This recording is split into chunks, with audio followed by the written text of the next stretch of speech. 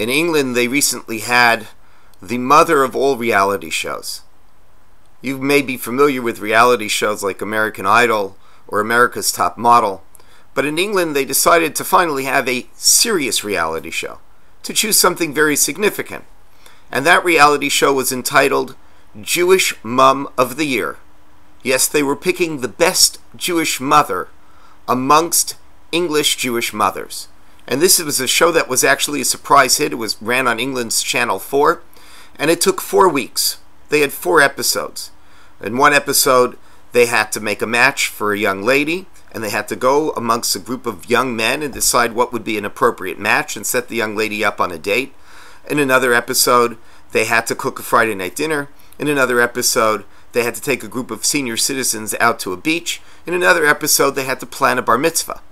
And then, of course, at the end of the 4 weeks, the winner is given her own advice column in the local Jewish newspaper, a fitting prize for the contest of Jewish Mum of the Year. And although this show obviously stirred up all sorts of controversy, and it probably put a lot of smiles on a lot of different faces, the truth is that the reality show of Jewish Mum of the Year is a very old one. In fact, there was once a reality show called Jewish Mother of the Millennia. There was a choice of who would be the best Jewish mother for the future of Jewish history. And Eliezer, the servant of Abraham, actually goes out to find an appropriate wife for Yitzchak, for Isaac. And that lady is going to be the Jewish mother of Jewish history. Ultimately, he chooses one task. He doesn't need to have 4 episodes. He says, I've got one task, and that task will choose who will be the appropriate Jewish mother. And it's a simple task. It's a task in which he basically says, I'll go to a young lady, I'll ask her if she wants to offer me a glass of water, and if she offers me a glass of water and says, I will also give water to your camels, then that young lady is an appropriate wife for Yitzchak, and she is the Jewish mother of the millennia. She's going to be the one who's going to bring the Jewish nation into the future. Now, it may seem a little bit simplistic and naive. All we're asking for is for kindness. But the truth is that kindness is very significant. Now, before those of you at home turn off this video, because you say to yourself, uh-oh, the rabbi is going to be giving us another sermon about kindness. I've heard many sermons about kindness. I want you to consider 1 or 2 things. And that is, I don't think our audience really understands what kindness is meant to be about. In fact, I believe kindness is a lost art. Let me just mention 2 examples. Examples that I think are of great importance to the Orthodox community. Let me start first with a story told by Rabbi Beryl Wine. It's an experience that he had many years ago when he made acquaintance with an editor for the Detroit Free Press. And Rabbi Wine noted that this editor, who was of Irish background, was an incredible supporter of Israel and of Jewish causes. So in conversation, he went to the guy and he said, please explain to me, why are you such a strong supporter of Israel? And the answer he got back goes to this editor's background. He said, you know, when my mother arrived in the United States, her first job, almost immediately after getting off the boat, was with a Jewish family, a prominent Orthodox Jewish family. The father was prominent in the synagogue and in the community. And she really knew nothing about Judaism and certainly knew nothing about Orthodox Judaism, and she was recently arrived. The family went away on a family vacation and was returning on December 24th, which for most Americans is Christmas Eve, but not for Jews, and certainly not for Orthodox Jews. And so the family goes away on vacation. They leave this young woman at home as the housekeeper to take care of the house.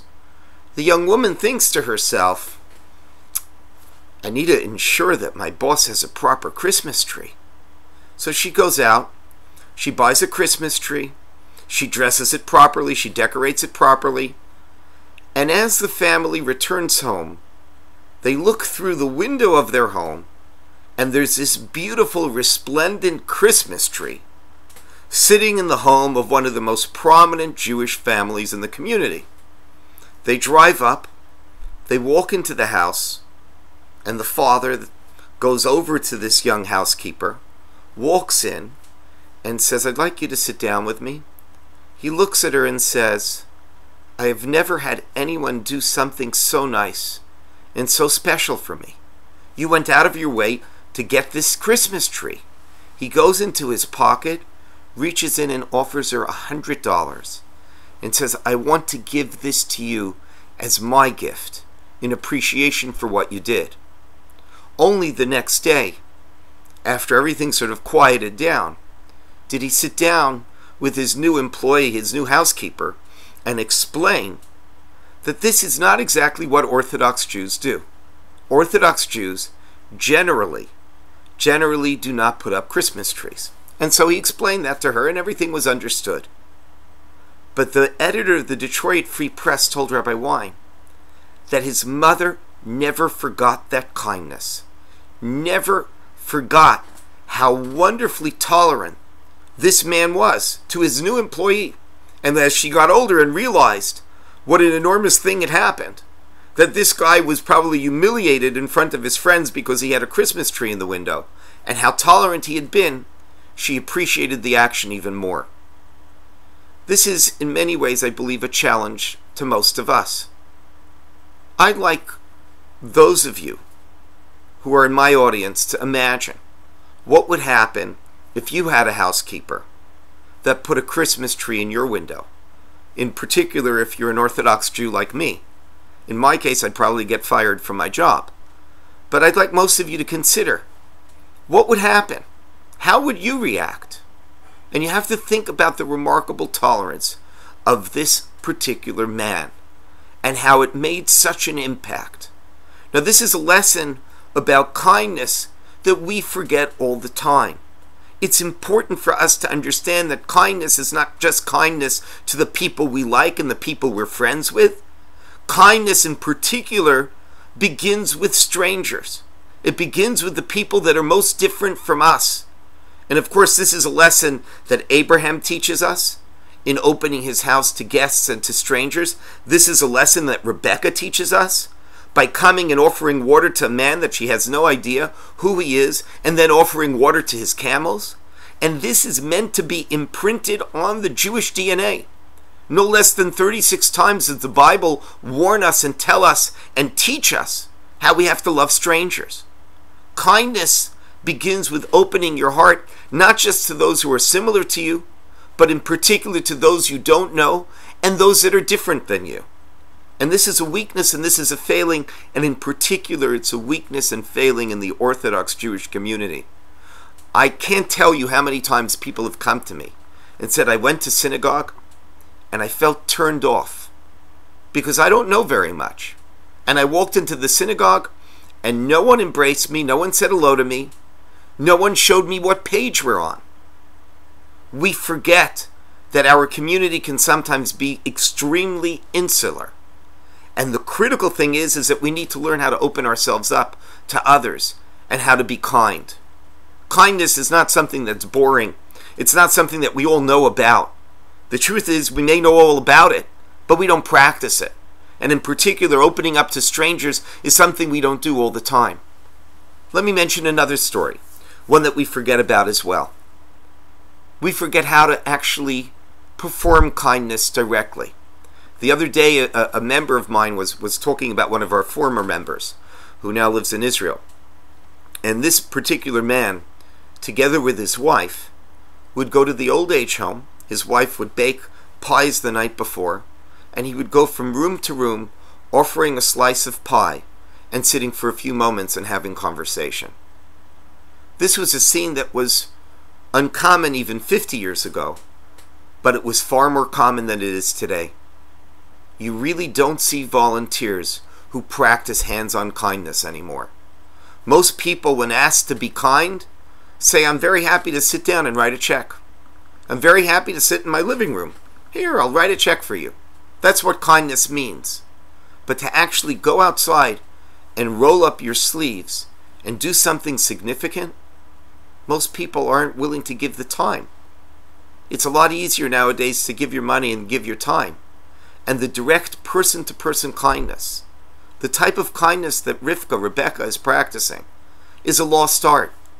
But the truth is that in many ways it's very critical. There's a fascinating passage in Maimonides. Maimonides, when talking about a series of actions, says that there's a rabbinic requirement to visit the sick, to comfort the mourners, to be part of a funeral, to help in the burial of someone who has passed away, to go and to make a kala and a chatan, a bride and groom, celebrate, to go and to celebrate with them, and of course to help guests when they come into town.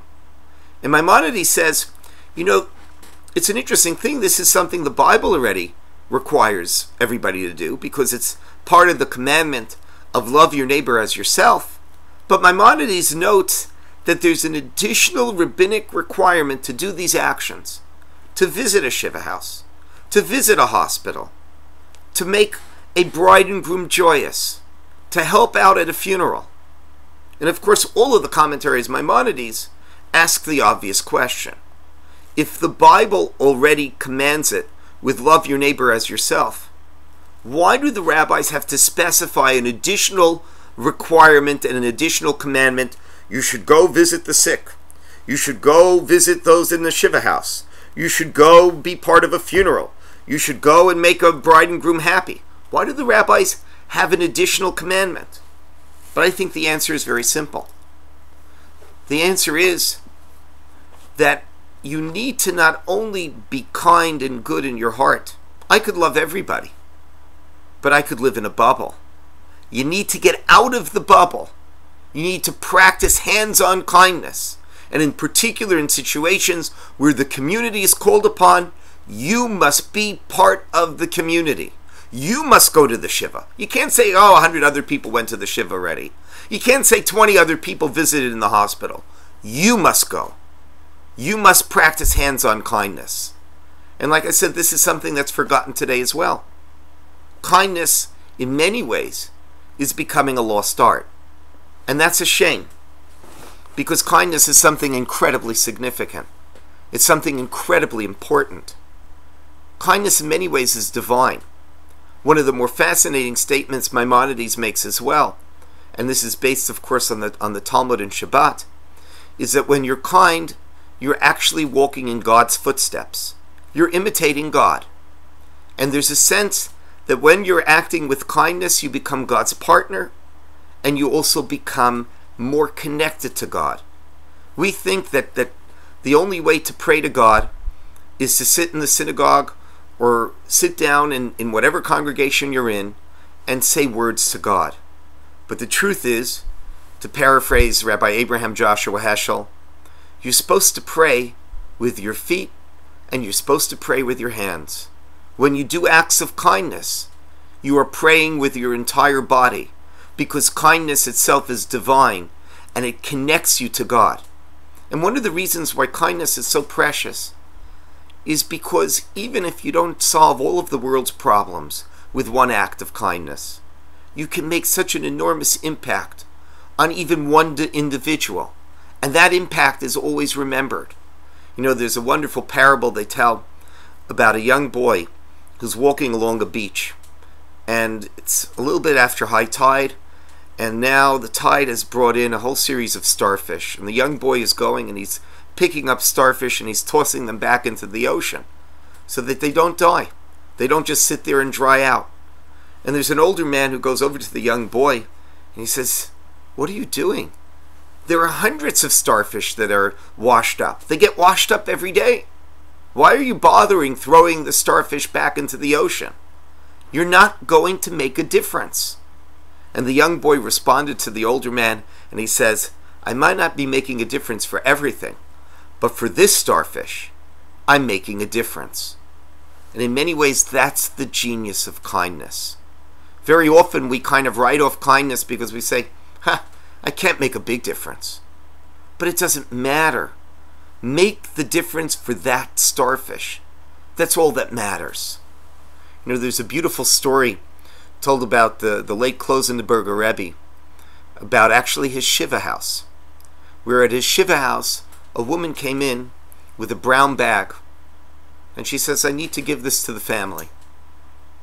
The family opens up the brown bag, they look inside, and in there is a very old pair of socks.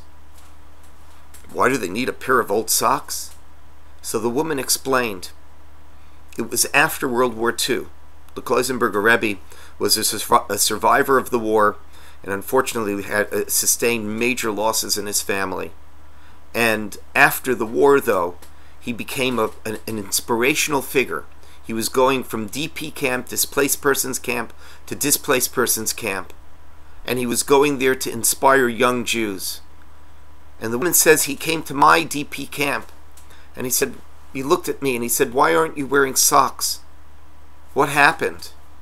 And the woman says, I don't even have bread. How am I supposed to have socks? And the Kloisenberger Rebbe went, and he took off his shoes, and he removed his socks, and he gave it to the young woman.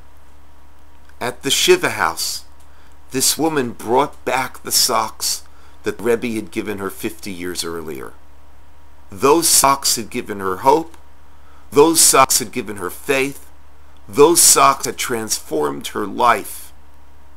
One small act of kindness can make all of the difference. We think we know everything about kindness. We haven't even scratched the surface. And until we learn to make a hands-on difference in the lives of others, we truly haven't done an act of kindness. Have a wonderful